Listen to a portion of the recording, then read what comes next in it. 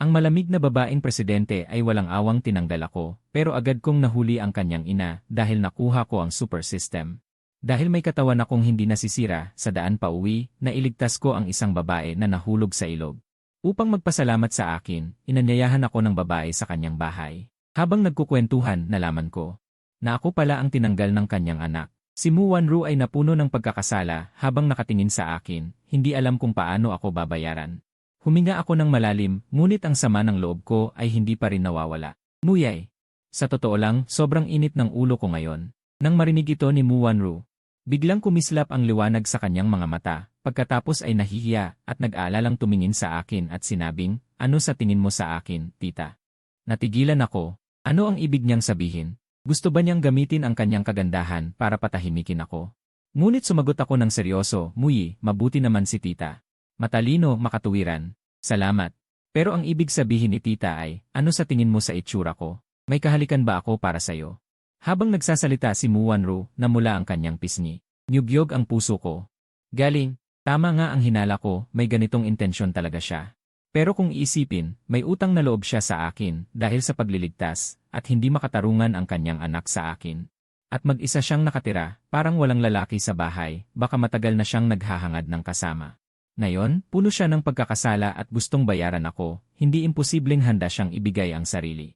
Tumingin ako sa seryoso at umaasang mga mata ni Mu Wanru na may halong pag-aalala at hindi ko napigilan ang mabilis na paghinga. Dahil sa harap ng ganitong babae, kung normal na lalaki ka, sino ang makakatanggi? Ngayong siya na mismo ang nag-aalok, kung magiging walang pakialam ako, magiging duwag ako. Muyi, syempre maganda ka. Huwag kang matakot na pagtawanan ako. Gusto ko ang mga babaeng tulad mo, mature type. Sinikap kong kalmahin ang sarili ko at sabihin, dahil sa sinabi mong iyan, mapapanatag na si tita. Sa totoo, 15 taon ng single si tita. Sa mga taong iyon, hindi ako naghanap ng ibang lalaki. Kung hindi ka nandidiri, pwedeng tulungan ni tita na palamigin ang iyong init, basta huwag ka nang magalit. Okay lang ba? Sabi ni Mu Wanru at marahan siyang umupo sa tabi ko. Ang bango niyang halimuyak ay pumasok sa ilong ko, agad akong nakaramdam ng init sa buong katawan. Hindi ko na mapigilan ang sarili. Kinumpirma ko, Muyi. Seryoso ka ba? Siyempre seryoso. Hindi lang ikaw ang tagapagligtas ng buhay ko. May magandang tingin din ako sa'yo, kaya ngayon ay kusang loob kong gusto kang bayaran. Mahinahon ang boses ni Mu Wanru. Sa suot niyang pulang damit, siya ay tila apoy at tubig sa sandaling iyon. Sa totoo lang, sa harap ng ganitong babae, sino ang makakatiis? Sa tingin ko, sumuko na ako. Ayaw ko nang mag-alinlangan sa puso ko. Muyi, ikaw na mismo ang lumapit sa akin. Kung wala pa rin akong reaksyon, hindi na ako tunay na lalaki. Sabi ko, at inabot ko ang braso ko upang yakapin ang maganda at nakakaakit na babaeng ito. Nang makita ito ni Mu Wanru, hinawakan niya ako at tumayo, nahiyang sabi, sa sala ay hindi maganda. Pumunta tayo sa kwarto ko. Pagpasok ko sa mabangong silid ni Mu Wanru, ang halimuyak ay pumapasok sa ilong ko. At nalasing ako. Muyi, ang bango ng kwarto mo. Parang pareho ng amoy mo. Napakabango, nakakalasing. Mabuti naman at nagustuhan mo. Sobrang saya ni tita. Mukhang hindi pa naman matanda si tita, may alindog pa. Nakangiting sabi ni Mu Wanru pagkatapos ay marahang umikot at nilock ang pinto ng kwarto. Marahan siyang lumapit sa akin, may pagkahiya. Inabot niya ang kanyang mga braso at niyakap ang aking matipunong baywang. At sa kanyang paghawak, ang matitigas na kalamnan, isang hindi pa nararanasang pag-asa ang bumulwak sa kanyang puso. Dahil ang kanyang asawa ay namatay sa isang aksidente 15 taon na ang nakalipas. Sa mga taong ito, hindi mabilang na mga araw at gabi siyang nag-iisa sa bahay, tahimik na nagtitiis ng sama ng loob. At sa sandaling ito, kusang loob niyang ginagawa ang hakbang na ito. Hindi ko napigilan ang marahang paghaplos sa namumula at malambot na pisngi ni Mu Wanru. Pilit na kumalma at sinabi, Muyi, sobra kang mapagpakumbaba. Sa paningin ko, mukha kang 34 o 35 taong gulang at puno ng mature na alindog. Ang mga batang babae sa harap mo ay maglalaho. Bata, totoo ba ang sinasabi mo? O baka naman pampatamis lang ng salita para pasayahin si tita?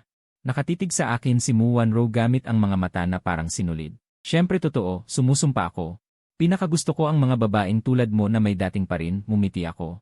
Ito ang kanyang tunay na nararamdaman, puno ng ngiti si Mu Wanru, tila napaka-sexy. Iniabot niya ang kanyang mga braso, marahang ikinabit sa leg ko, puno ng pag-asa ang kanyang mga mata. Bulong niya ng malambing, bata, halikan mo naman ako. Hirap na akong pigilan ang babaeng ito, kaya naman walang pag-atubiling yumuko ako para halikan siya. Elon ni, nanginginig ng bahagya ang katawan ni Mu Wanru, kumunot ang kanyang noo. Naramdaman niya ang kakaiba sa loob, ngunit may kasamang kakaibang kaba at kaguluhan na biglang dumating. Sinimulan niyang sikaping umangkop at sa ilang saglit pareho silang nagmamadali. Upang magkaroon ng oras na dalawa lang, mahigpit na magkayakap nang walang istorbo. Ang relasyon nila ay natural na umunlad ng napakabilis. Sa loob ng silid, mabilis na kumalat ang isang nakakalasing na amoy. Matagal na panahon ang lumipas, tumayo ako sa harap ng bintana, may hawak na sigarilyo. Ang isip ko ay unti-unting natahimik, pumasok sa isang mode ng santong walang pakialam sa mundo. Bata, masama sa katawan ang paninigarilyo, sabi ni Mu Wanru sa sandaling iyon. Puno ng pagmamahal ang kanyang mga mata, habang tinitingnan ako na puno ng pagkalalaki, siya ay lubos ng nahulog. Sa relasyong ito, hindi niya makalimutan ang kakaibang pakiramdam ng kaligayahan na tumagos sa kanyang buto at kaluluwa na hindi niya mapigilan. Bilang isang babaeng matagal nang walang asawa, palagi niyang hinahangad ang isang matibay na sandalan at ako ay walang alinlangan na ang lalaking magbibigay sa kanya ng buong kaligayahan. Huwag kang mag-alala, Muyi, bihira lang akong manigarilyo. Tulad ngayon na masaya at nasisiyahan, saka lang ako tumitigil paminsan-minsan. Lumingon ako, ngumiti ng malumanay kay Mu Wanru. Malumanay at may hiya niyang tanong. Talaga? Huwag mo naman akong lokohin, ate. Taimtim akong tumango. Tiyak na totoo ito. Iyan, sige, ituloy mo na ang paninigarilyo. Nagpanggap na galit si Mu Wanru, puno ng tamis ang kanyang puso. Ang aking mga salita para sa kanya ay isang mataas na pagkilala at kasiyahan na nagbigay sa kanya ng higit na kumpiyansa sa sarili. Dahil matapos makita ang aking galing sa kanyang puso ay naramdaman niyang baka hindi siya karapat-dapat sa akin. Laging iniisip na ang isang perpektong lalaking tulad ko ay dapat may mas magandang babae na makaranas ng ganitong kahanga-hangang kaligayahan. Narinig ko ang paggalaw ni Mu Wanru nang bumangon siya, lumingon ako. Tumingin kay Mu Wanru na walang itinatago sa akin, at napabuntong hininga, ang katawan na ito ay perpekto. Lumapit si Mu Wanru sa akin na may magaan na hakbang, inilapag ang kanyang ulo sa aking balikat. Kapag walang ibang tao, maaari mo ba akong tawaging Wanru? Sa totoo lang, basta nasa puso mo ako lagi. Masaya na ako. Alam ni Mu Wanru sa kanyang puso. Tulad ko na isang mahusay na lalaki, mahirap para sa kanya na ang kininako ng mag-isa, kaya mas mabuting magpababa. At maging ang babaeng pinakamahuhusay sa aking puso. Hindi ko inaasahan na ganito kaunawa. Marahan akong napabuntong hininga. Dahil ganyan, hindi na ako magdadalawang isip sa'yo. Ngunit huwag kang mag-alala, ikaw ang unang babae ko sa aking puso. Ikaw ang pinakamamahal kong babae. Pagkatapos sabihin yon, niyakap ko si Mu Wanru ng mahigpit. Ang kanyang pag-unawa ay lalo akong naakit. Para sa akin, ang ganitong paraan ng pakikisama ay walang anumang paghihigpit sa kalayaan, talagang napakasarap. Hawak si Mu Wanru na walang itinatago. Hindi na mapakali ang aking puso dahil bata pa ako at may superpower na hindi masisira ang katawan. Para akong bakal. Wanru, magpakasaya tayo muli. Sige na ha. Lumapit ako sa tainga ni Mu Wanru, mahinang bumulong. Naalala ni Mu Wanru ang nangyari noong nakaraang 3 oras at natatakot pa rin. Kaya nagpanggap siyang bobo at nagmamadaling sabi, ano nang magpakasaya muli? Magpapalipad ba tayo ng saranggola? Ano ng saranggola? Iyan alam mo naman ang ibig kong sabihin, di ba? Hindi ko alam. Umiling si Mu Wanru, nagsimulang umiwas ng tingin. At sa loob ay labis na naguguluhan, dahil hindi maganda ang pakiramdam niya ngayon, naiintindihan naman ng nakakaalam. Kaya kahit alam niya ang ibig kong sabihin, wala na siyang lakas para gawin ito. Kung ganoon, ano ang gagawin ko ngayon? Nang hindi ako nasiyahan, hindi ko napigilan ang pagkainis. Mabilis kang huminga ng malalim. Palamigin mo ang iyong galit, maging mabait. At saka, sasabihin ko sa iyo ang totoo. Hindi maganda ang pakiramdam ko ngayon. Saan ba masakit? Napakunot no ako. Sa isip ko, yung mga nakaraang oras, hindi ka naman nagmukhang babae na may lakas. Ano sa tingin mo? Biglang namula si Mu Wanru sa hiya, iniisip na sadyang nagpapakatanga ako. Noong una, hindi ko talaga naunawaan ang ibig niyang sabihin. Ngayong nakikita ko ang pagkahiya ni Mu Wanru, bigla akong nagising. Hehe, parang naintindihan ko na ang ibig mong sabihin. Napahiya akong ngumiti. Pero sa puso ko, nagtago akong nasiyahan. Hindi ko inaasahan na sa unang pagkakataon ay makakapag-iwan ako ng ganito kalalim na impresyon kay Mu Wanru. Mukhang may dating pa naman ako. Pagkatapos, puno ng paghingi ng tawad, inaliw ko si Mu Wanru. Pasensya na talaga, Wanru. Dahil ito ang una kong magkaroon ng kasintahan, hindi ko napigilan ang aking lakas. Ako ba talaga ang iyong kasintahan? Hindi napigilan ni Mu Wanru ang pagkagulat, kasama ang aking pag-unawa at pag-aliw sa kanya. Nagdulot ito ng init at lambot sa kanyang puso. Mula ngayon, ikaw na ang aking kasintahan. At ako, bilang isang tao na responsable sa kanyang kasintahan, hindi mo ba iniisip na naglalaro lang ako sa'yo? Seryoso ang aking mukha, matatag ang tono. Ang mga salitang ito ay nagpaluha kay Muwanro, bigla niyang naramdaman. Ang desisyong ginawa ngayong araw na dahil sa pagmamadali, lahat ay worth it, siguradong naniniwala ako sa'yo. Kung gayon, mula ngayon, ako na ang kasintahang sumusuporta sa'yo sa likod. Sumandal si Muwanro sa aking dibdib. Malumanay na sinabi, bilang kasintahang nasa likod lang. Medyo naguluhan ako. Pakiramdam ko may malalim na kahulugan ang sinabi ni Muwanro. Gusto ko lang maging kasintahan mo sa likod. Muli siyang nagpahayag ng tiyak. Nagulat ako ulit, tila may iba pa siyang ibig sabihin. Kaya nagtanong ako, pero hindi ba ito unfair sa'yo? Hindi naman. Masaya na ako, okay. Agad sumagot si Muwanro. Alam niya sa kanyang sarili. Hindi niya kayang alagaan ang aking pang-araw-araw na buhay ng buo. Ngunit kung may ilan, na magkakatulad ang pananaw na kasama, tila hindi naman masama. At isa pa, babae na siya sa ganitong edad. Madali naman siyang makontento. Sige, Wanro, naiintindihan ko na ang iyong damdamin. Siyempre naiintindihan ko ang iniisip ni Muwanro. Inuuna niya ako sa lahat, paano hindi ako maaantig? Magpahinga ka muna, hindi na kita aabalahin ngayon. Mamaya kailangan ko nang umuwi. Pinilit kong kumalma, napagtanto na hindi dapat ako mag-isa lang magsaya at saktan ang ganitong mabuting babae. Kung gusto mong umuwi, hindi kita pipigilan. Pero kumain ka muna bago umalis. Mula kanina hanggang ngayon. 3 oras na ang lumipas. Tiyak na handa na ang pagkain ni Zhang Jie sa kusina. Malumanay na sabi ni Muwanro. Tumingin ako sa cellphone, 1:00 na ng hapon. Totoo na hindi pa kumakain ng tanghalian kaming dalawa ni Muwanro. Kaya sumagot ako, sige, sasamahan kita kumain mamaya. Mabuti ka. Dahil sa pag-unawa mo sa akin, nagpasya akong hindi ka pababayaan. Na lagi mong pinipigilan ang sarili mo. At saka, masama sa katawan kapag matagal. Maawa ako sa'yo. Kaya matapos sabihin iyon ng may pagmamahal, biglang naisip ni Muwanro ang paraan para mas magamit ako. Huminga ako ng malalim, nakita ko ang lahat, naantig ang puso ko, at natanto ko ang katotohanan. Ang mga babaeng mas matanda, talagang mas marunong dumamay sa lalaki. Hindi tulad ng mga babaeng bata na mayabang.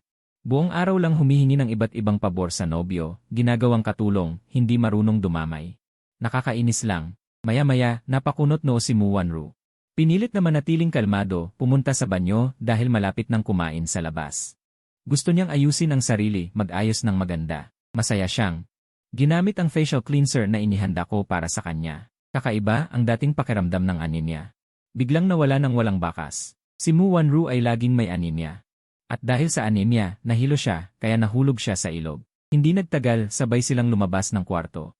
Inihanda na ng mga katulong ang tanghalian, may parte rin para sa akin. Sabi ni Muwanro.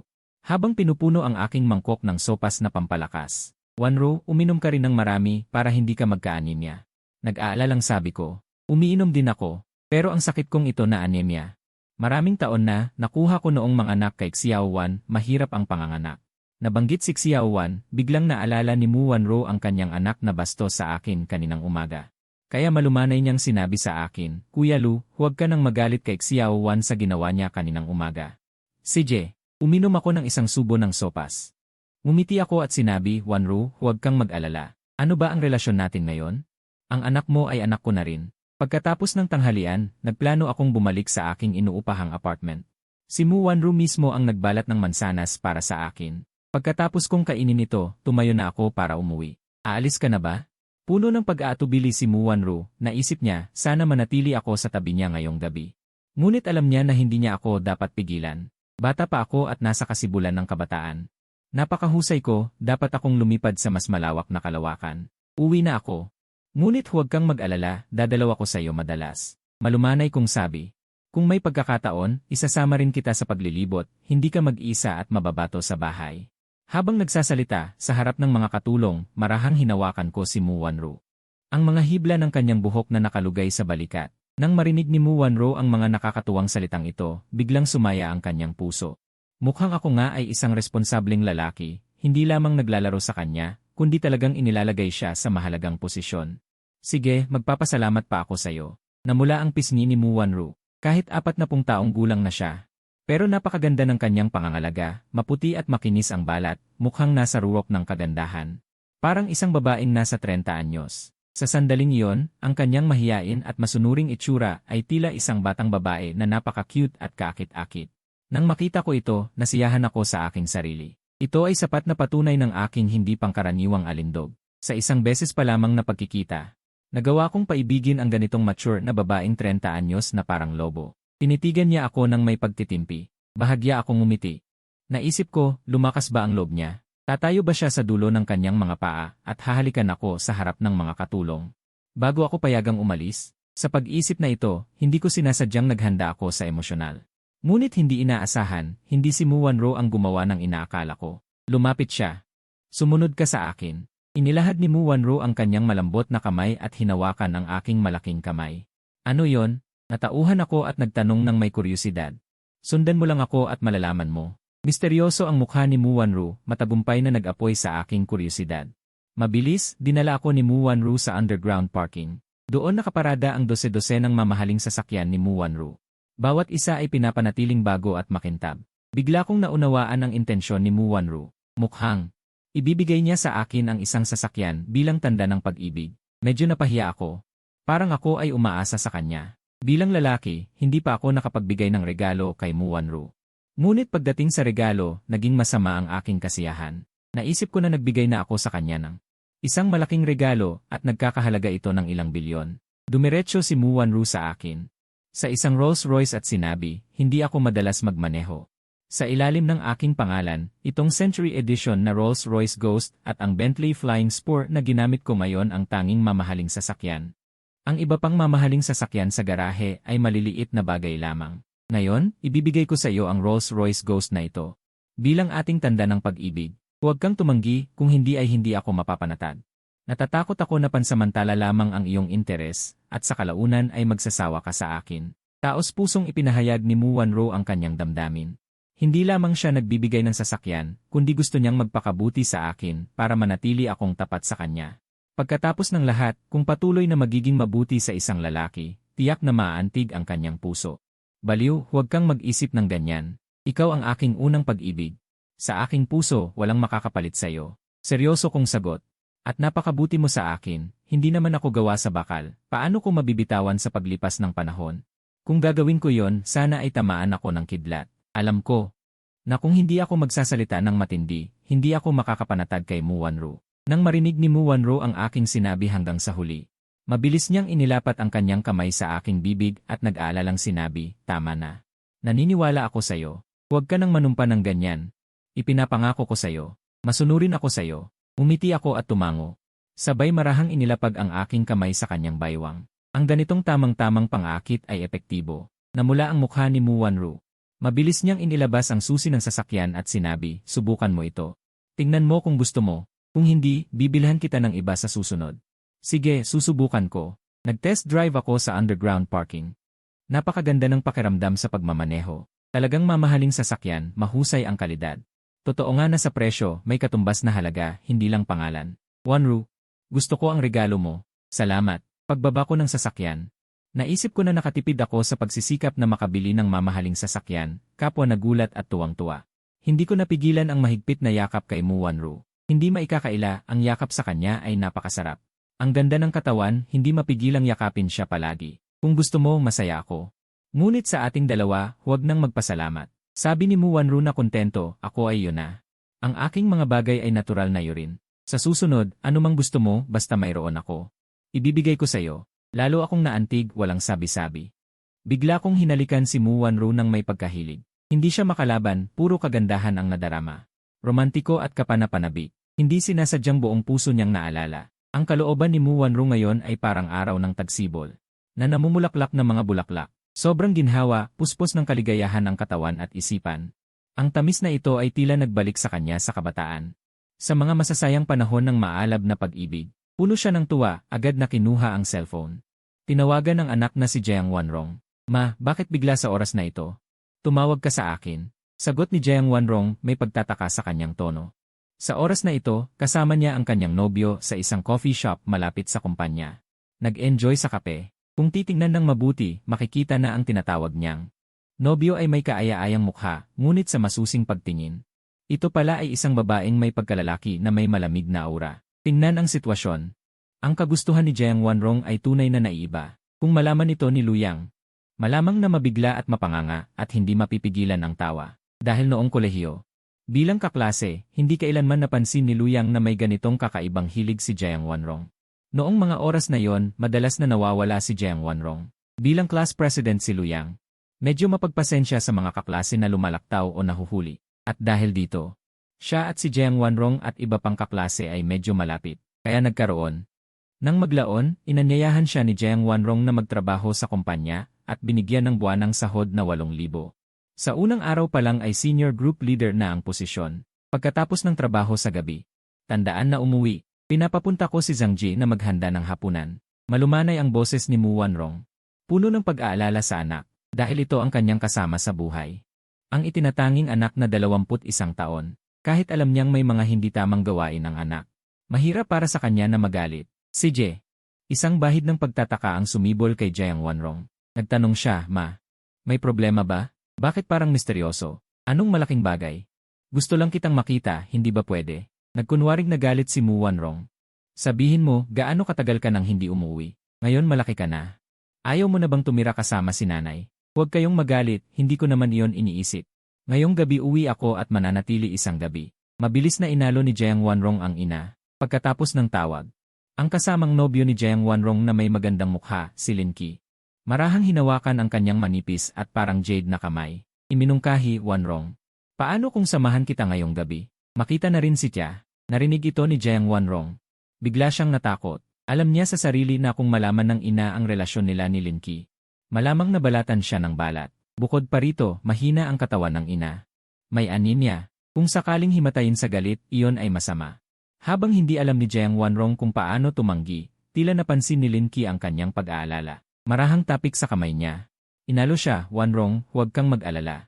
Hanggat hindi tayo nagsasalita, sino pa ang makakaalam ng relasyon natin? Iisipin lang ng iba. Tayo ay mabuting magkapatid, matalik na magkaibigan. Tama ba? Kaya, payagan mo akong sumama sa'yo. Kung hindi, hindi ako makakatulog mag-isa sa gabi. Pagkatapos ng isang sandaling pag-aalinlangan, huminga ng malalim si Jiang Wanrong at tumango. Sinabi, sige, Lin Qi.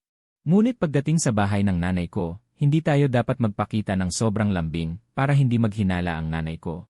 Si Lin Qi ay may lahing Chino at dayuhan, maputi ang balat na parang nyebe, matutulis at matatag na mga tampok ng mukha. May kasiglahan sa pagitan ng kilay at mata, isang gwapong hairstyle ng lalaki, may bangs. Ang buong hitsura ay napakagwapo. Ang ganitong itsura ay tiyak na magpapakilig sa mga babaeng nahuhumaling. Si Jiang Wanrong ay hindi lamang mahilig sa pagtingin, tila medyo nalilito rin siya sa pag-ibig, kaya't ang dalaway. Nang walang malinaw na dahilan ay nagsama, at katawa-tawang tinawag ang isa't isa bilang kasintahan. Yulang. Ngumiti si Lin Qi bilang tugon, sabay yakap kay Jiang Wanrong, nagkunwaring isang matapang na lalaki, na nasisiyahan sa lambing ng babaeng nasa kanyang mga bisig. Sa kabilang dako, si Luyang ay nagmamaneho ng kanyang sasakyan. Pabalik sa Warmuyu apartment, maingat niyang iniparada ang Rolls-Royce, ang kanyang mga mata ay puno ng pagmamahal. Pagpasok sa bahay, isang sariwang pabango ang sumalubong sa kanya dahil sa apartment. Ay may nakatira pang kambal na magkapatid na babae na sobrang malilinis at laging may kaakit-akit na amoy. Iyon ay ang kakaibang halimuyak na pinaghalong shampoo, sabon at detergent na bumabalot sa kanila na nagpapabango sa kanila. Si Luyang ay noong Disyembre ng nakaraang taon. Lumipat dito at ang kambal na magkapatid ay noong Enero ng taong ito lamang lumipat. Ngayon ay Hunyo na at tila hindi iniisip ng dalawang magkapatid na may lalaki sa bahay. Marahil ay akala nila si Luyang ay isang tapat na tao at hindi magkakaroon ng masamang hangarin sa kanila, kaya hindi sila umalis upang maghanap ng ibang tirahan. Ngayon, si Luyang, dahil sa hindi inaasahang pagkakataon, ay may sapat na tiwala at lakas ng loob. Sa paggawa ng anumang bagay ay may dagdag na tapang. Naisip niya ngayon ay Biyernes. At siya ay maagang umuwi at hindi pa nagkakaroon ng pagkakataong anyayahan ang kambal na magkapatid na kumain, kaya magaling na mamili na lang siya. Magluluto ng masaganang hapunan at kapag sila ay umuwi mula sa paaralan, ay anyayahan silang kumain. Ngunit ngayon ay 3 oras pa lamang, ilang oras pa bago umuwi ang dalawang magkapatid. Masyadong maaga para magluto, sige, sa supermarket na lang muna ako mamimili. Bumili rin ng ilang bote ng beer, pero kung bibili ako ng beer, baka isipin nila na gusto ko silang lasingin. Naisip ni Luyang, bakit ako nag-iisip ng marami? Kung ayaw nila, edi huwag, saka, kahit may gusto ako sa kanila. Hindi ako gagamit ng ganoong kasamang paraan, wala naman silang away sa akin. Sa pag-iisip nito, bumaba si Luyang, pumasok sa kotse at binuksan ang aircon. Hindi siya nagmamadaling pumunta sa supermarket. Sa halip ay kinuha ang kanyang cellphone at nag-text kay Suwei, ang nakababata sa kambal. Suwei, estudyante. Ano ang ginagawa mo ngayon? Pagkatapos ipadala ang mensahe, matyagang naghintay si Luyang ng sagot. Kung walang sagot pagkatapos ng 10 minuto, diretso na siya sa supermarket para mamili. Hindi niya inaasahan, makalipas lamang ang 2 minuto, sumagot na si Suwei. Marami akong binili na gulay sa supermarket. Tumango si Suwei ng maayos, ate. Nag-text sa akin. Pero, Kuya Luyang, may kailangan ka ba sa akin? Mali, hinahanap mo ba ang ate ko? O ako talaga? Tiningnan ni Luyang ang mahaba-habang mensahe, hindi napigilang ngumiti. Ang babaeng ito, talagang may kakaibang utak. Ngunit ang pagsasalita ay sobrang tamis, isang gwapo kong Kuya Luyang ay nagpasaya sa kanyang puso para siyang may alagang cute at masunurin na alaga. Siyempre ikaw, bakit ko hahanapin ang ate mo? Palagi siyang may itsurang huwag kang lalapit. Natatakot ako sa kanya. Masayang sagot ni Luyang, ito ang una niyang beses na makipag-chat. Kay Suwei sa WeChat mula nang idagdag ito ilang buwan na ang nakalipas. Sa totoo lang, ang ate ko ay mukha lang mataas, pero sa totoo ay pinipilit niyang maging lambing. Pero, Kuya Luyang, ano ba talaga ang kailangan mo sa akin? Ngayon ay maaga akong nakatanggap ng sahod, naisip ko na matagal na tayong magkakasama, hindi pa kita naimbita ng iyong ate na kumain. Ngayon ay babalik ako para mamili, hindi ko lang alam kung ano ang gusto ninyong kainin. CJ, dahil matitikman ko ang luto ni Kuya Luyang, sa totoo lang.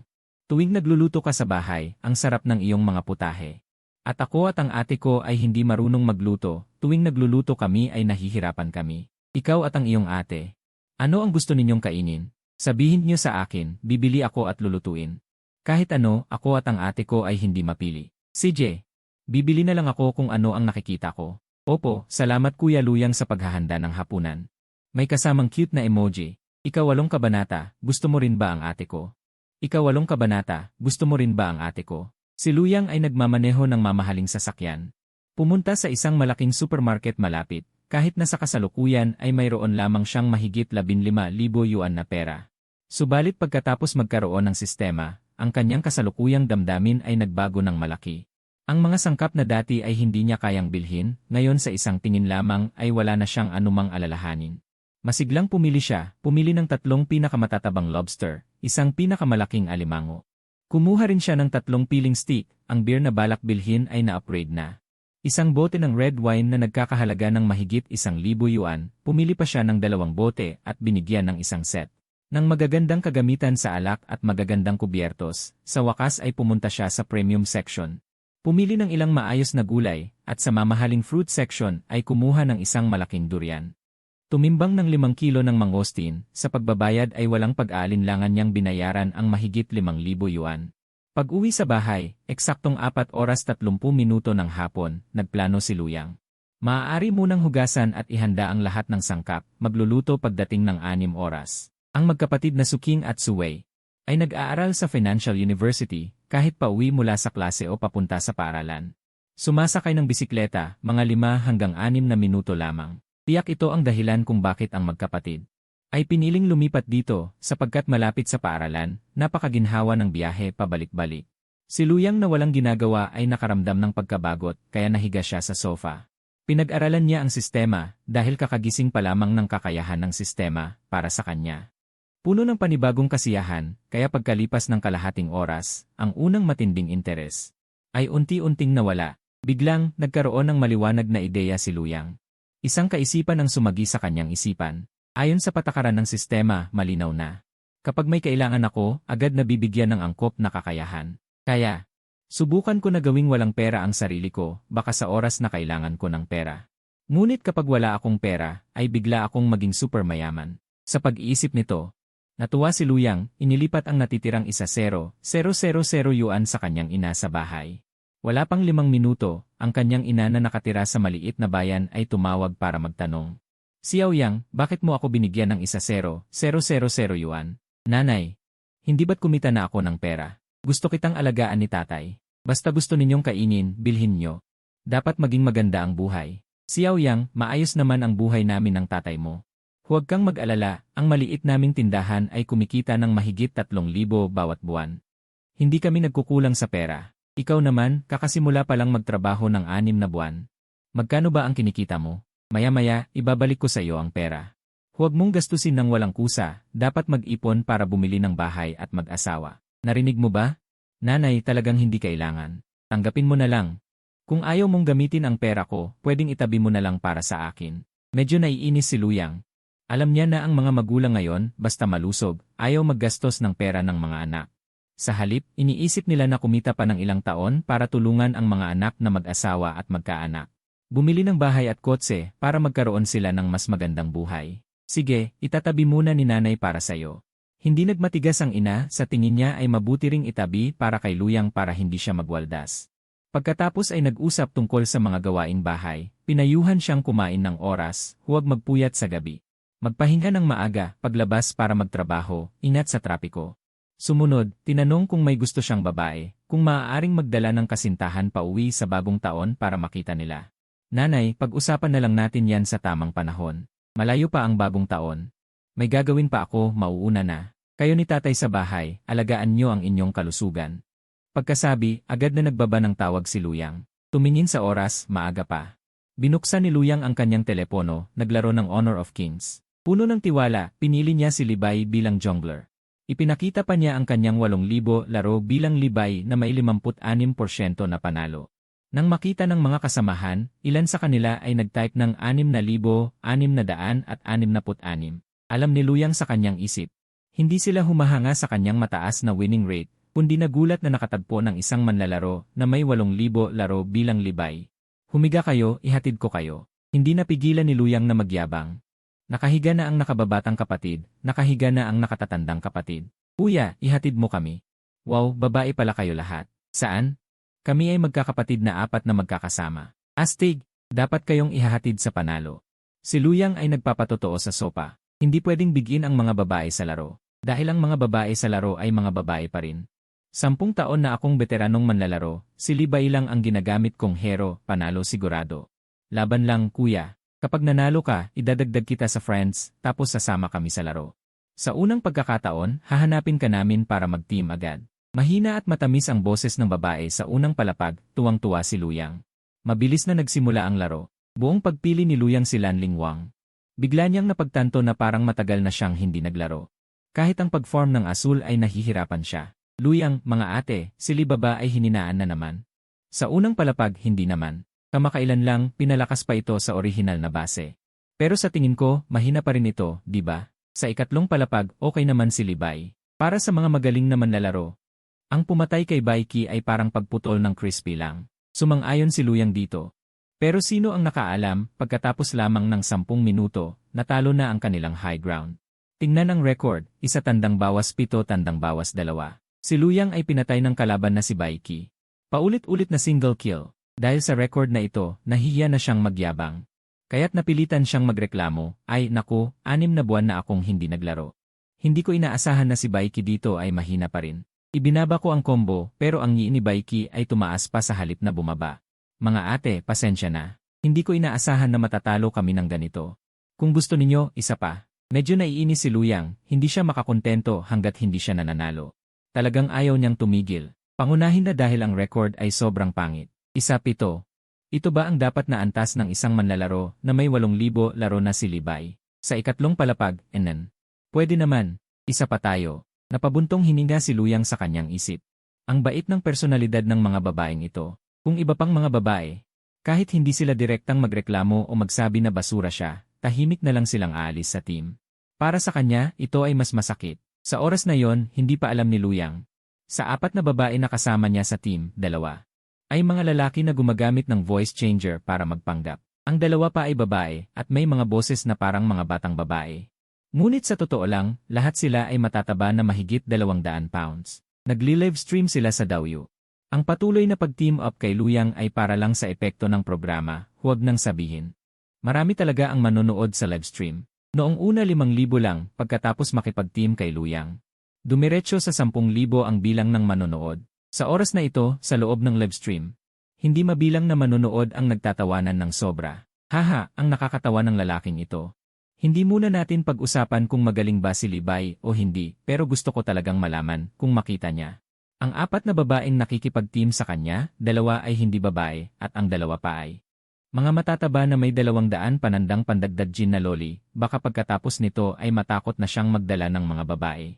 Haha, talagang nakakatawa sa lugar pero hindi maikakaila. Na kayo ang mga streamer ay marunong maglaro. Mabilis, nagsimula na ang susunod na round. Sa pagkakataong ito, ramdam ni Luyang ang pagtaas ng pressure. Ang kalabang jungler ay si Monkey. Mayroon pang support na si Bluebell King. Sa simula ng laro, ginulo na siya ni Bluebell King habang kumukuha ng blue buff. Kahit na matagumpay niyang nadepensa ang blue, tiningnan ni Bluebell King na wala siyang kasanayan at gusto siyang palitan ng isa-isa. Sa totoo lang, ang Monkey na may dalang Wanghong ay dumating na, nakikipagtulungan kay Bluebell King. At pinatay si Luyang. Pagkatapos, umatras si Bluebell King na may napakaliit na dugo. Resulta, hindi pa umaabot ng 5 minuto, ang gubat ni Luyang ay tuluyang gumuho. Sa livestream ng Fat Loli, sunod-sunod na nagreklamo ang mga manonood. Ang kanyang bilis ng kamay sa round na ito ay hindi maganda, ang galaw ay karaniwan lang. Wala ring kamalayan. Pinapabawi na siya ng mid-lane streamer, pero gusto pa rin niyang lumaban kay Bluebell King. Walang alam si Luyang tungkol dito, pakiramdam lang niya na matatalo na naman siya sa round na ito. Nahiya siya at namula ang mukha. Hindi na rin siya nagsasalita sa laro. Habang muli siyang pinatay ni na Bluebell King at Monkey. Nang 2 beses, galit na galit si Luyang. Wala siyang magawa. Ang dalawang ito, bakit lagi ako ang tinatarget? Pero, ang pinsala sa round na ito ay talagang mahina na, naapektuhan ang pagganap ng bilis ng kamay ko. Titig, na-trigger ang kakayahang coincidence. Binabati kita, Master, sa pagkakamit ng super level na galaw. Sa sandaling iyon, biglang naramdaman ni Luyang na para siyang ipinanganak na muli, lahat ng galaw ay tuloy-tuloy. Parang lahat ng galaw ay kaya niyang gawin ayon sa gusto, anuman ang maisip ay nasusunod. Ito ba ang tinatawag na super level na galaw? Tuwa ng tuwa si Luyang, kaya biglang bumaliktad ang sitwasyon, pinagpiestahan ni Luyang ang mga kalaban gamit ang kanyang mga astig na galaw. Walang kalaban-laban. Pagkalipas ng 12 minuto, direkta nilang winasak ang mataas na lupa ng kalaban. Tingnan ang record ng linggo, 12 laban sa 60. Sa livestream ng streamer, ang mga manonood ay hagalpak ng tawa, haha. Nakita nyo ba? Sa huli, ang mga streamer at ang kanilang mga kasama ang mas magaling. Paulit-ulit na kuya, go go go, ang sinasabi nila. Direktang pinagpawisan ng husto si Libay. Kung hindi, ang 4 na babae ay may napakagandang boses. Sa loob ng laro, sinong makakarinig at hindi malilito? Tama. Kung ako yon, hindi ko alam na ang mga kasama ko ay may higit sa 200 kilo. Sa sitwasyon ng matabang loli, tataas din ang aking adrenaline, direktang mag-peak performance, di ba? Walang kamalay-malay si Luyang sa lahat ng ito. Alam lang niya na sa wakas ay napatunayan niya ang kanyang kakayahan at hindi na natalo. Tiningnan niya ang oras, pasado 6:00 na. Mga babae, kung may pagkakataon, maglaro tayong muli. Iniwan ni Luyang ang voice message na ito at nagmamadaling nag-logout. Sige, Kuya Libay, dahan-dahan. Sa tingin ng streamer ito, lalaking naglalaro ng Libay ay nagbibigay ng kasiyahan sa mga manonood. Ngayon, sa livestream, ang mga manonood ay mahigit 20,000 na. Ito ay isang hindi pa naganap na tagumpay. Pagkatapos mag-logout ni Luyang, nagpadala siya ng voice message kay Suwei, Suwei, tapos na ba klase nyo? Tapos na, Kuya Luyang. Pero mukhang may problema ang ate ko, hindi ko alam kung gaano pa katagal bago siya makauwi. Kailangan ko siyang hintayin bago umuwi, mabilis na sumagot si Suwei. Anong problema? Bahagyang nakakunot ang noo ni Luyang. May isang mayamang binata ang humarang sa kanya, na nagdedeklara ng kanyang pag-ibig sa ate ko. Nakakainis, nang marinig ito ni Luyang, pagdeklara ng pag-ibig. 2 salita, una siyang natigilan, pagkatapos ay nagkamalay. Tangina, hindi lang si Suwei ang gusto ko, mas gusto ko pala si Sujing, di ba? Kasi, sa pang-araw-araw, siya ay mataas ang tingin, malayo sa iba. Ngunit sabi nga sa kasabihan, ang hindi mo makamtan, ang siyang pinakamakapagpapabighani sa'yo. Siya ang tipo ng babae na pinakamakapagpapanabik sa pagnanasa ng isang tao na sakupin siya. Hindi pwede. Kailangan kong tingnan ito, bulong ni Luyang sa sarili. Pagkasabi niya, umalis na siya. Isinakay ang kanyang lumang kotse, wala pang 5 minuto, nakarating na siya sa gate ng Universidad ng Pananalapi at Ekonomiya. Suwei, nandito ako sa gate ng universidad nyo. Nasaan ka? Pumunta ako para sunduin kayo. Wow, salamat, Kuya Luyang. Lalabas muna ako. Maya-maya, si Suwei na may maikling buhok. Nakasuot ng uniforme ng Universidad ng Pananalapi at Ekonomiya, puting damit, pulang palda. Na may puting medyas at itim na sapatos, may dalang isang laptop bag, ay lumitaw sa harap ni Luyang. Kuya Luyang, talagang sinundo mo kami. Bakit naman hindi? Hindi naman tayo estranghero, halos kalahating taon na tayong magkakasama sa bahay. Sabi mo, may problema ang ate mo. Nag-aalala ako, kaya dumating ako. Na pala. Nasaan ang ate mo? Hindi pa ba siya nakakaalis sa mayamang lalaki? Seryosong tanong ni Luyang. Hindi pa makaalis ang ate ko. Nalulungkot na tumango si Suwei.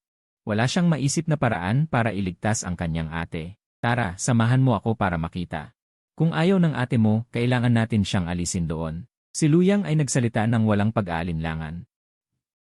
Tuwang-tuwa si Suwei sa kanyang puso, paulit-ulit na tumango. Pagkatapos, buong tapang na nagtanong, Kuya Luyang, gusto mo rin ba ang ate ko? Ika-9 na kabanata, siya at ako ay magkasama sa bahay. Ika-9 na kabanata, siya at ako ay magkasama sa bahay. Sabay na naisip ni Suwei sa kanyang isipan, mukhang gusto rin kita. Ngunit kung gusto mo ang ate ko, ang aking pag-ibig na hindi pa nagsisimula ay agad na mapuputol. Ngumiti si Luyang at sumagot ng pabiro, sino ba namang hindi magugustuhan ang magandang babae?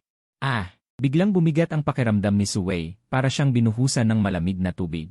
Sa kanyang paningin, gusto nga ni Luyang ang kanyang ate. Ang kanyang lihim na pag-ibig ay itinuturing na kabiguan.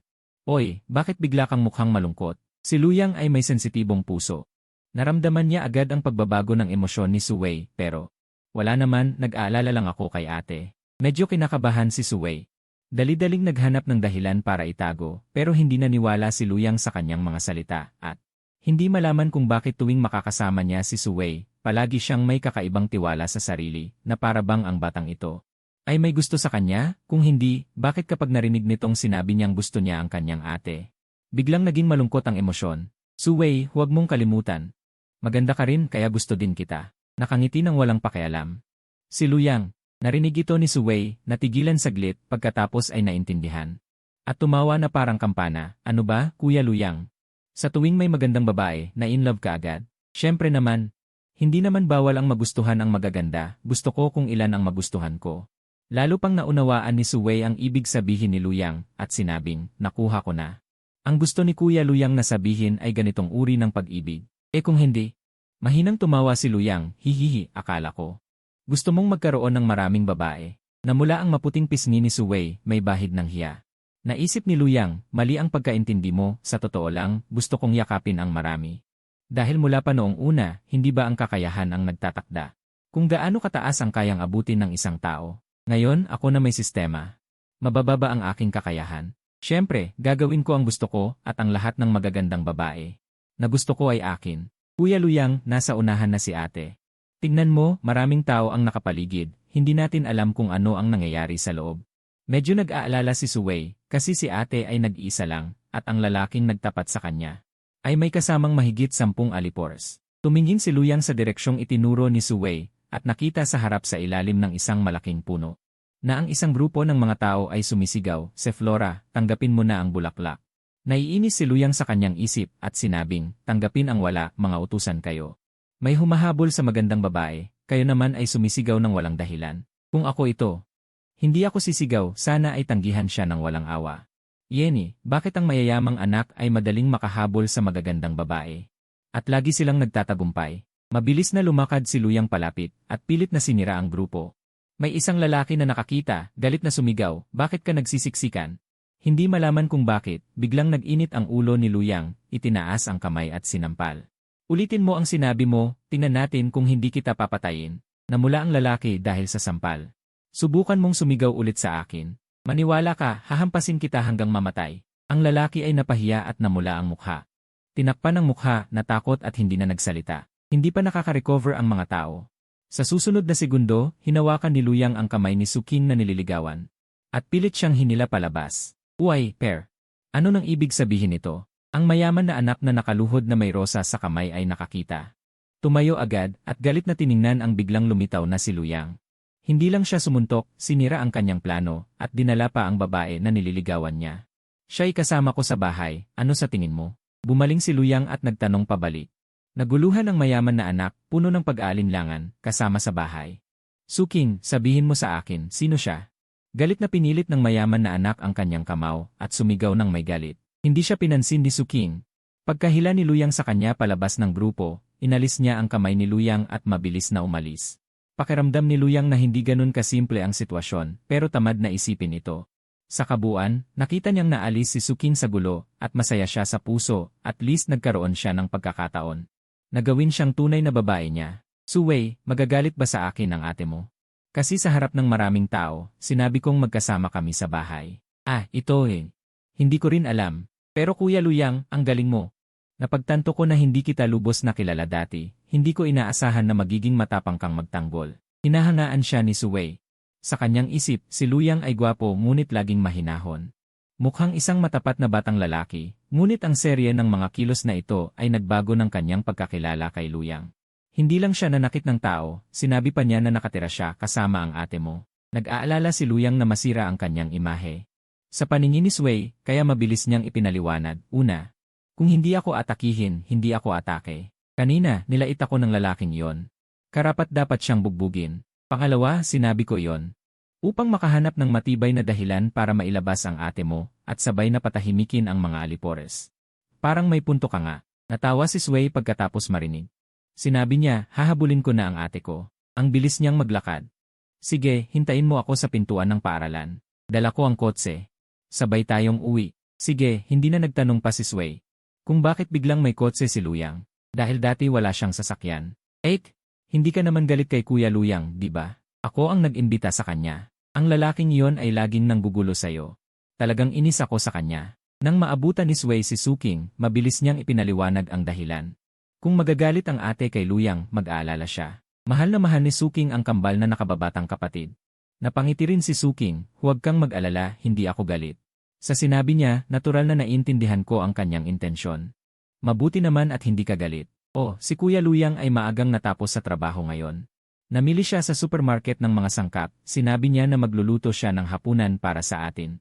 Nag-alala si Suwei na baka tumanggi ang ate. Kaya mabilis niyang niyakap ang braso ni Suking at nagmamakaawa, ate, alam mo naman. Ang luto ni Kuya Luyang, tuwing naaamoy ko ay napakabango. Tuwing naamoy ko ito, sobrang nagugutom ako.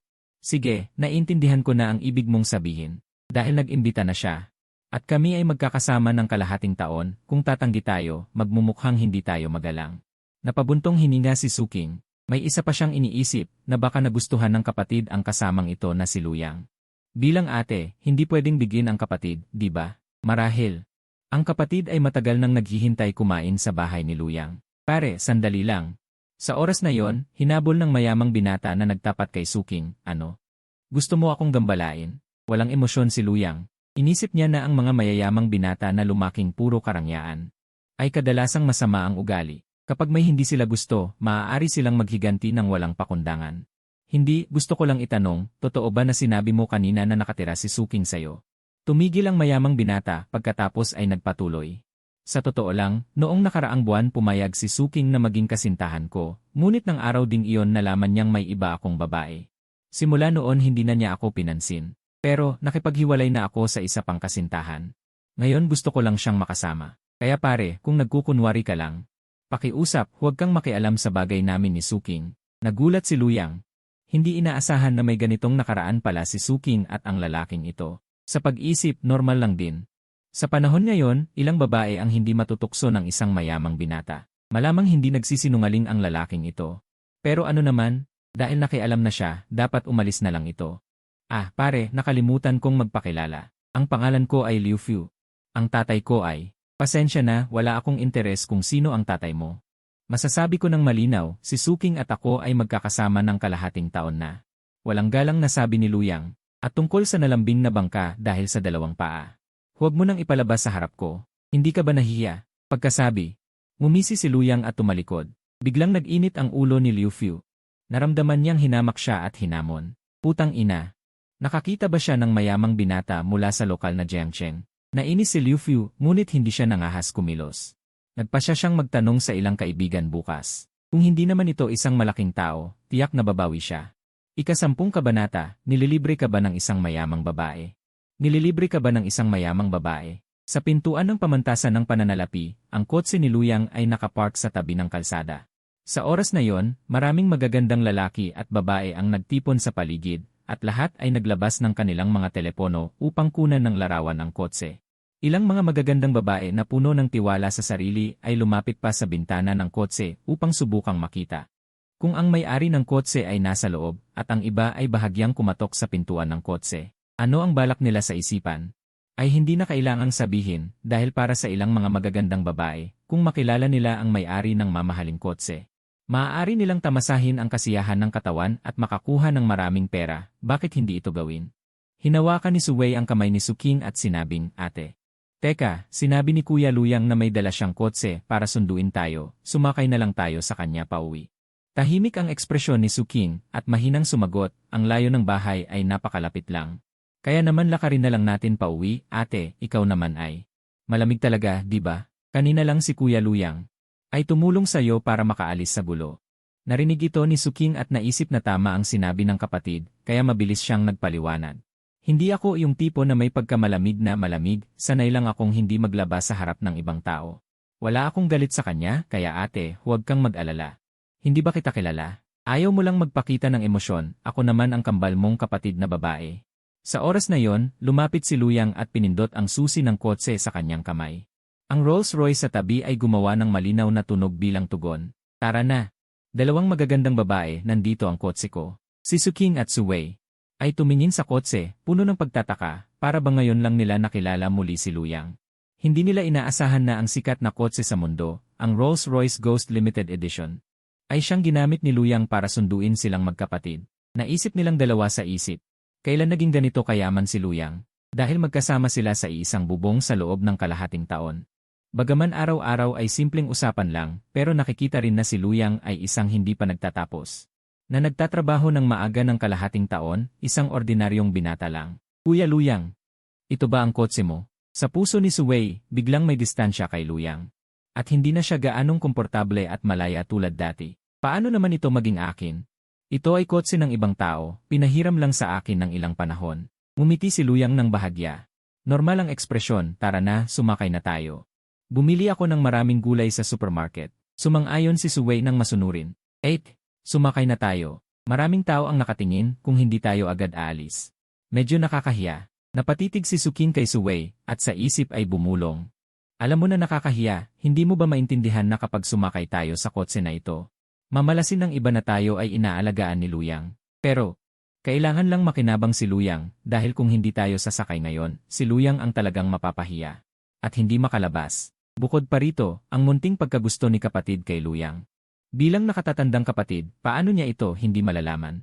Kaya, upang maging masaya ang kanyang kapatid, kailangan niyang magdusa at pasanin ang di makatotohanang reputasyon. At sumama sa kapatid sa pagsakay. Bumukas ang pinto ng kotse, si Suking at Suwei, dalawang bata at maganda. Na magkamukha ang itsura, sa ilalim ng tingin ng mga tao na puno ng gulat at inggit, ay sumakay sa kotse. Alam ni Luyang ang iniisip ng mga tao sa paligid, inggit lang sila na mayroon siyang dalawang magagandang babae. Marahil ay nag-isip sila na ito ay dobleng kaligayahan, napakasarap ng buhay. Naisip ito, hindi niya napigilan ang bahagyang pagngiti, at sa isip ay sinabi. Tama, bagaman hindi ko pa sila inaalagaan, pareho silang target ng aking interes. Balang araw ay mapapasa akin sila, at sa oras na yon ay dobleng kaligayahan. Makalipas ang ilang sandali. Dinala ni Luyang sina Suking at Suwei palayo sa University of Finance and Economics. Luyang, sigurado ka bang hindi ka inaalagaan ng ibang tao? Biglang tanong ni Suking na nakaupo sa likod. Ang kanyang boses ay malamig at kaaya-aya, bagaman hindi kasing lambing at tamis ni Suwei, mayroon itong sariling alindog na nagpapagusto sa mga tao. Tumingin si Luyang kay Suking sa rearview mirror, hindi maintindihan kung bakit siya nagtatanong ng ganito. At nagbiro, bakit bigla mo akong inaalala? Baka dahil sa nangyari kanina. Nagustuhan mo na ako? Walang masabi si Suking habang nakatingin kay Luyang na nagmamaneho at naisip. Bakit hindi ko napansin dati na siya ay walang hiya at mayabang na ganito? Ang dahilan kung bakit ko ito itinanong ay para sa aking kapatid na si Suwei, dahil ang bobo kong kapatid na ito ay hindi na mamalayan na nahulog na ang loob kay Luyang. Bilang isang nakatatandang kapatid, natural lang nasuriin ko siya para sa kanya.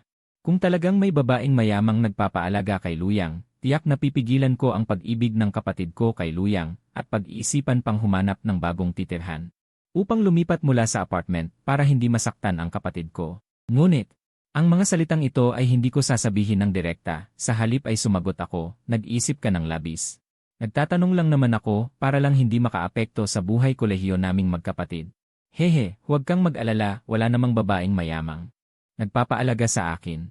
Sa isip ni Luyang, si Mu Wanro ay hindi naman itinuturing na nagpapaalaga sa kanya. Pabayaan na ang ibang mayayamang babae. Si Suwei, na nakaupo sa tabi ni Suking, nang marinig ang sagot ni Luyang, ay lihim na napahinga ng maluwag. Ang itinanong ng kanyang ate ay siya ring pinagdududahan niya. Ngayong nakuha na niya ang negatibong sagot, sa wakas ay payapa na siya. Ngunit, ang pangyayaring ito ay nagpaalala sa kanya, na napagtanto niya na kung may gusto ka sa isang tao, dapat mong sabihin agad ang iyong nararamdaman. Kung hindi, Isang araw ay mapupunta si Luyang sa iba, o kaya'y may babaeng mayamang magpapaalaga sa kanya, at tiyak na pagsisisihan niya ito. Kaya naman, lihim siyang nagdesisyon, ngayong gabi ay hahanap siya ng pagkakataon upang ipagtapat kay Luyang. Ngunit sa tuwing iisipin niyang kailangan niyang lakasan ang loob na sabihin ang kanyang tunay na nararamdaman, sobra siyang kinakabahan. At hindi namamalayan, lalong humigpit ang kanyang pagkakahawak sa kamay ng kanyang ate. Napansin ni Suking ang kakaiba sa kanyang kapatid, hindi niya napigilang tingnan siya, at lihim na nag-isip. Ang kapatid ko kaya ay nagsiselos dahil tinanong ko si Luyang ng mga ito. Habang lalong iniisip ni Suking, mas naniniwala siyang posible ito, hindi niya napigilang mapangiti ng mapait sa isip. Parang nagkamali yata ako ng tulong, sana lang hindi siya magtampo sa akin ng matagal. Dahil bilang nakatatandang kapatid, paano ko naman kakagatin ang lalaking gusto ng kapatid ko? At saka, sa ngayon ay wala akong planong magmahal. Sa tingin ko ay wala namang saysay yon. Hindi namamalayan, nakarating na si Luyang sa subdivision. At pinarada ng maayos ang sasakyan. Bumaba silang tatlo, tara na. Dalawang magagandang dalaga, mauna na kayo, susunod ako sa likuran. May magiliw na ngiti sa mukha si Luyang. Nauuna sina Suwei at Suking, sumusunod si Luyang sa likuran.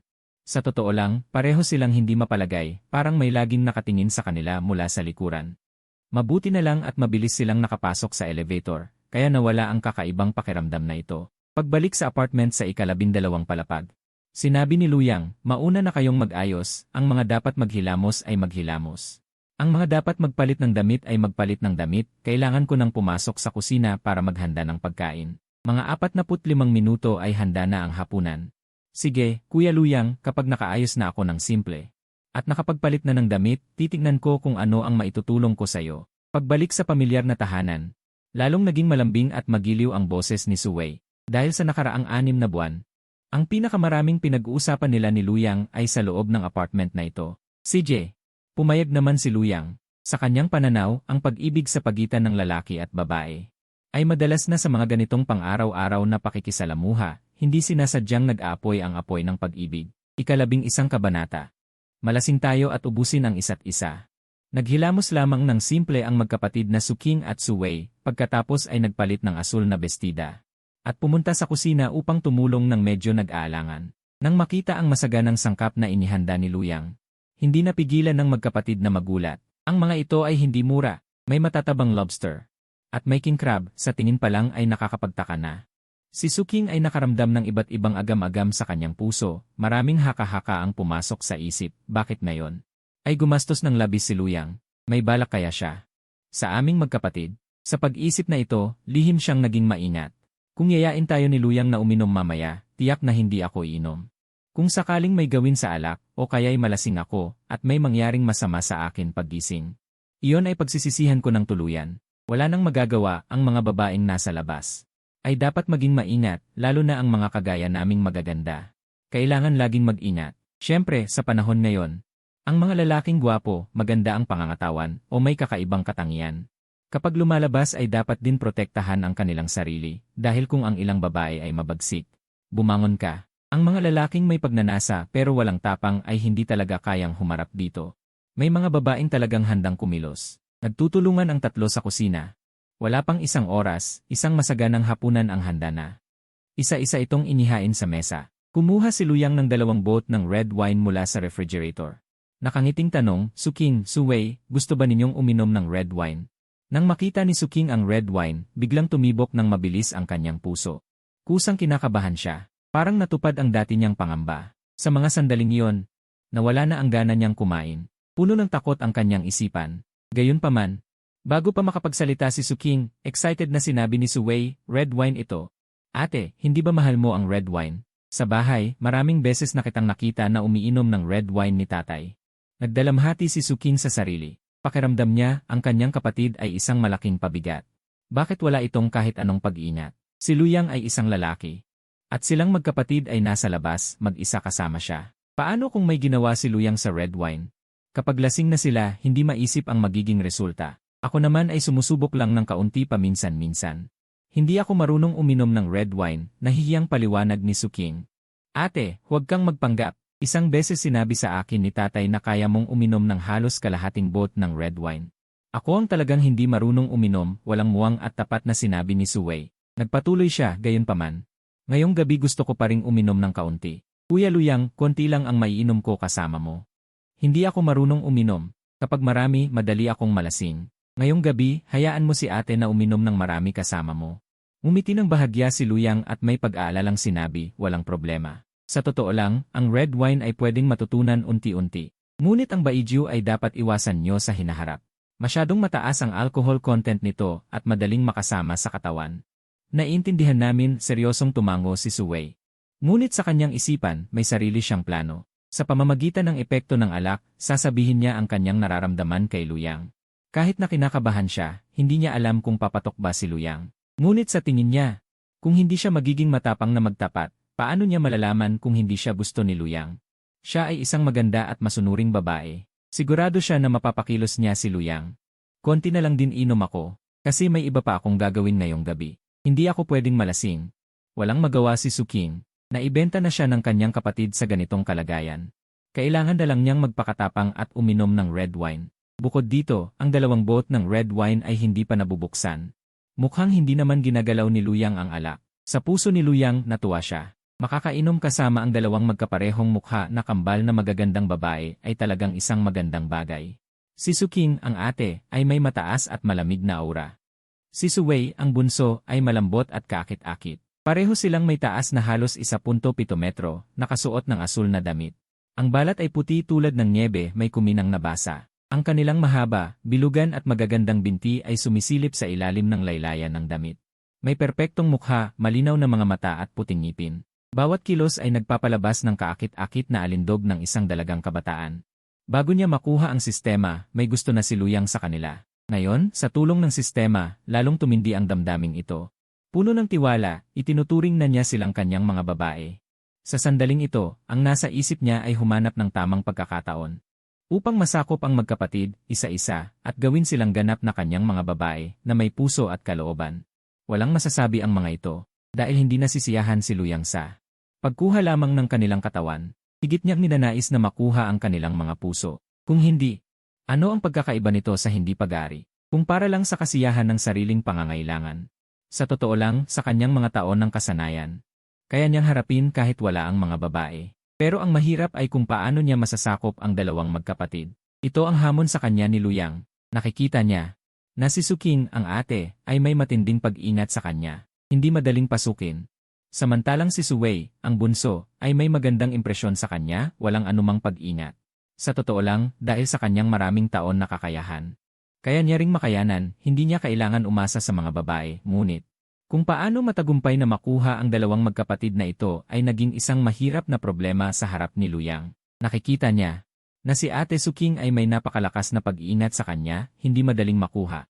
Samantalang si nakababatang kapatid na si Suwei ay may magandang impresyon sa kanya, walang anumang pag-ingat. Lubos na nagtitiwala sa sarili, mas mabuti kunin. Din, binabati kita, amo, na-activate ang sistema ng pagkakataon, nakuha ang kakayahang magpukaw ng emosyon. Bigla, sa isip ni Luyang, umalinggaw ang boses ng sistema. Kakayahang magpukaw ng emosyon, nagtaka si Luyang sa kanyang isipan, sa susunod na segundo. Ang mga detalyadong impormasyon tungkol sa kakayahang magpukaw ng emosyon, tulad ng rumaragas ang alon, ay pumasok sa kanyang isipan. Si Luyang ay biglang nasiyahan, sumigaw na tinutulungan siya ng langit, hindi nakakapagtaka na sumusuporta sa kanya. Ang sistema na patungo sa tugatog ng buhay, tila pinakamalakas na katulong, parang basta naiisip niya. Wala itong hindi kayang ibigay, binuksan ni Luyang ang red wine, nagbuhos ng kalahating baso para kina Suking at Suwei. Itinaas ang baso at sinabi, Hoy Suking. Suwei, itong baso ay para sa ating 3, naging magkakasama sa bahay sa loob ng kalahating taon. Sana sa mga susunod na araw, patuloy tayong magkasundo, ito ay makatuwiran at makatwiran. Tumango sina Suking at Suwei bilang pagsang-ayon, bahagyang nagtagpo ang mga baso nila ni Luyang, humigop ng kaunti. Siya nga pala, ako ay medyo magaspang, kung may sasabihin akong mali. Sana hindi kayo magalit, hindi rin sigurado si Luyang kung ang pagpupumilit na mag-inom ay angkop. Ngunit kailangan muna niyang sabihin ito ng maaga, upang mabawasan ang pag-iingat ni Suking, kung hindi, paano siya maiinom ng mas marami.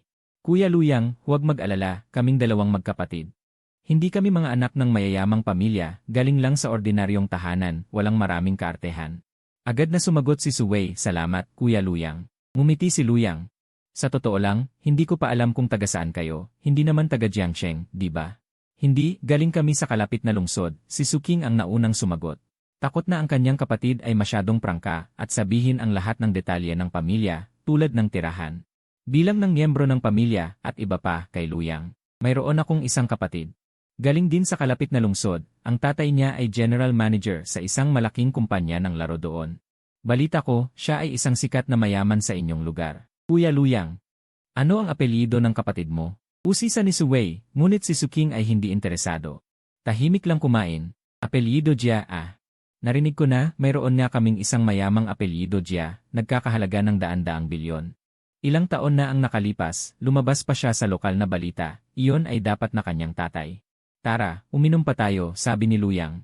Muling itinaas ang baso, itong baso, simple lang.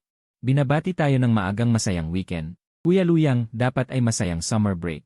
Ako at si ate ay nasa summer break na, ngumiti si Suwei at nagtama. CJ. Binabati tayong lahat ng masayang summer break, sumunod na ngumiti si Luyang. Ngunit Kuya Luyang, kailangan mo pang magtrabaho, walang summer break. Huwag naman masyadong masakit, pero sa totoo lang, natanggal na ako sa kumpanya. Ngayon, kung gusto ko ng summer break, kaya ko talagang magkaroon. So natanggal pala si Kuya Luyang, siguradong masama ang pakiramdam, agad na nagpakita ng pag-aalala si Suwei. Itinaas din ni Suwei ang kanyang malinaw na mga mata, tumingin kay Luyang, iniisip sa kanyang isipan. Kaya pala siya natanggal, tiyak na masama ang pakiramdam sa pag-iisip na yon. Nalambing siya ng kaunti, naisip na makisama na lang siyang uminom ng mas marami. Sa simula. Siyempre masama ang pakiramdam dahil sobrang nakakainis, pero ngayon. Naisip ko na rin wala na akong pakialam, sabi ni Luyang.